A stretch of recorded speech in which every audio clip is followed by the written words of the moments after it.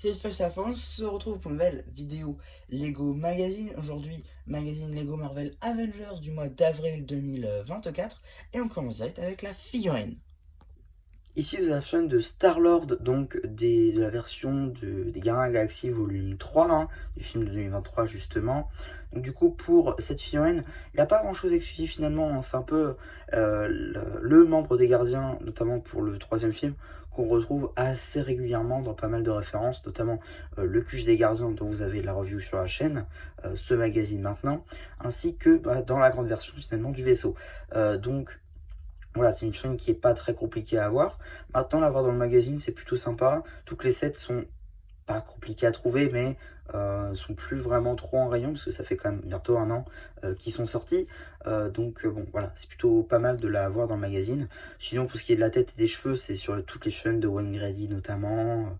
Voilà, ça c'est pas nouveau. Pour ce qui est du torse et des jambes, c'est commun à tous les membres des Gardiens de la Galaxie, sauf Nebula, puisqu'elle a un bras argenté.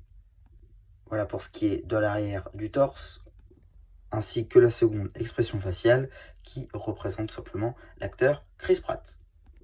En termes d'accessoires, deux de ses fidèles blasters. Avant de passer à la carte, j'aimerais un petit peu regarder la construction. Parce que globalement, ici, hein, on a... Je vais prendre la flèche. On a effectivement voilà, une petite construction comme ceci, avec une couleur un peu turquoise avec pas mal de pièces qu'on voit pas souvent, notamment comme ça, les arcs de cercle en turquoise, c'est plutôt sympa. Un arc à part 4 juste ici, biseauté. Pareil, les petites pièces en pont juste là. Là, les pentes courbées à 90. Voilà. C'est plutôt cool, ça représente en fait le vaisseau des gardiens du troisième volume. Donc c'est une construction qui est plutôt sympa d'ailleurs, pour le coup. Je la trouve vraiment très très sympa. Je sais, je me répète. euh, mais je trouve que c'est un point fort de ce magazine, puisqu'ils auraient pu juste nous mettre la figurine de Star-Lord finalement, qu'on a vu juste avant. Mais non, ils ont voulu mettre une petite construction avec, et c'est plutôt cool. Ils auraient pu ne pas le faire, encore une fois, donc c'est à souligner. Et pour le coup, c'est une construction, encore une fois, hein, on peut mettre la figurine, tel le Royal Talon de Black Panther qui était sorti l'année dernière. Tac, comme ça, si. Voilà, ça rend plutôt bien, pour le coup. Et j'avais vu tourner sur Instagram que certains le prenaient pour la résurrection, si on veut, des Mighty Micros. Alors les Mighty Micros, si vous ne savez pas ce que c'était des petits véhicules dans lesquels on avait donc des mini-figurines un petit peu avec des détails un peu grossiers, un petit peu...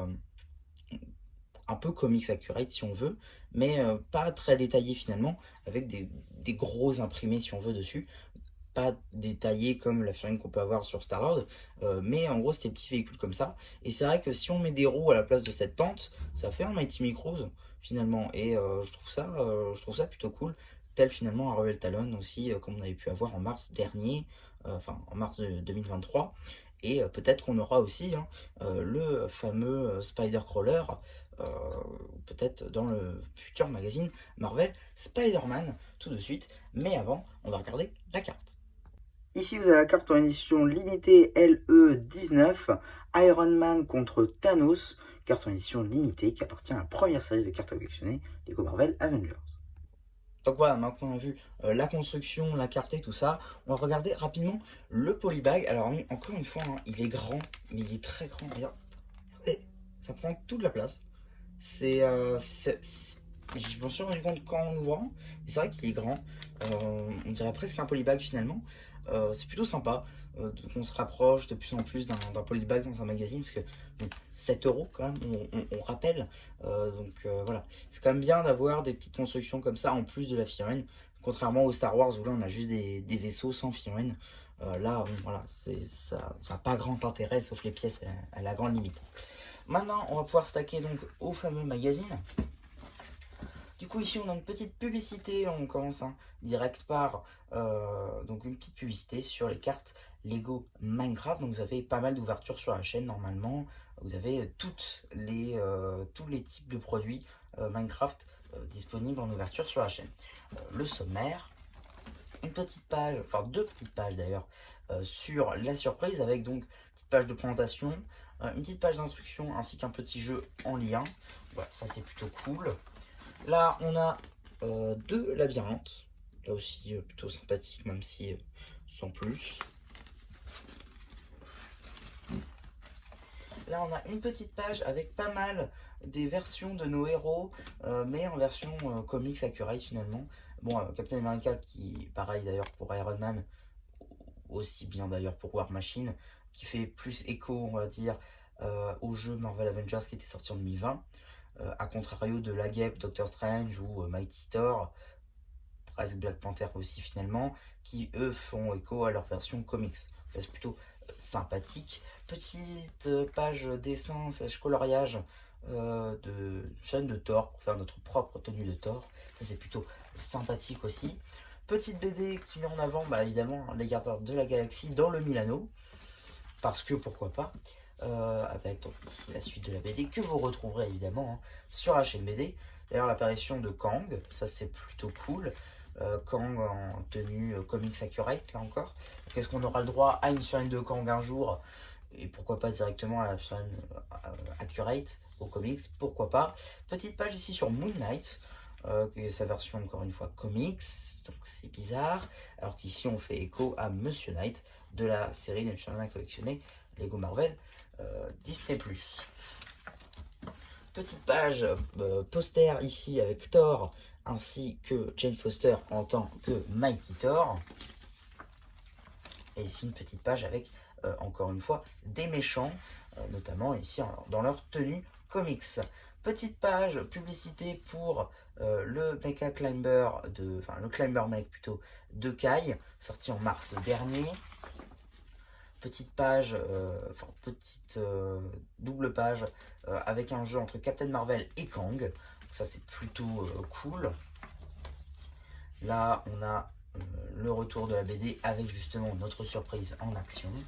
Dommage qu'il n'ait pas... Tiens, en plus on parle du mini Royal Talon qu'on avait eu dans les anciens magazines.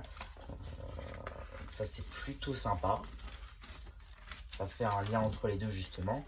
La fin de la BD juste ici.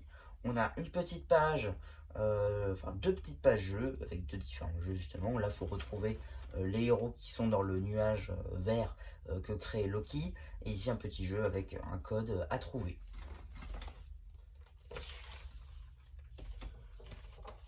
Pour ce qui est des publicités, on va avoir une petite publicité justement pour le magazine Lego Minecraft du 12 avril, il me semble que c'était ça, donc le magazine d'avril dans tous les cas, dont vous avez déjà la vidéo sur la chaîne. Et le magazine Lego Star Wars, normalement j'essaierai de vous la sortir peut-être le lendemain, mais plus tard dans la semaine, on verra, on ne sait pas. Pour l'instant, je ne sais pas exactement quand je vais vous la sortir. Et donc, qu'est-ce qu'on a dans le prochain numéro, c'est-à-dire un magazine Lego Marvel Spider-Man? C'est tout simplement Mysterio. Alors, je suis content, je suis très content même, que la France fasse partie des pays où on a Mysterio. Parce que vous allez me dire, comment ça, des pays qui font partie... Bref, je vais vous expliquer. En gros, là vous le voyez, on a la figurine de Mysterio. C'est très cool, la figurine de Mysterio qui n'est plus trop dispo en ce moment. On l'a que dans le Daily Bugle, je crois, peut-être qui est encore disponible. Sinon, les autres sets sont un peu partis des rayons. C'est un peu compliqué de la trouver déjà. Ensuite, c'est une figurine qui est plutôt cool. C'est un méchant qu'on n'a pas encore eu, contrairement à d'autres, notamment Venom, dans le magazine Marvel Spider-Man. Donc c'est un bon choix. Et par contre, certains pays, en fait, ont eu le droit à un Spider-Crawler à la sauce, mini vaisseau comme ça, en plus d'une figurine, avec la figurine de Spider-Man qu'on a déjà eu à moult reprises dans le magazine. Donc c'est pas très intéressant finalement de la retrouver finalement avec une version du Spider-Crawler.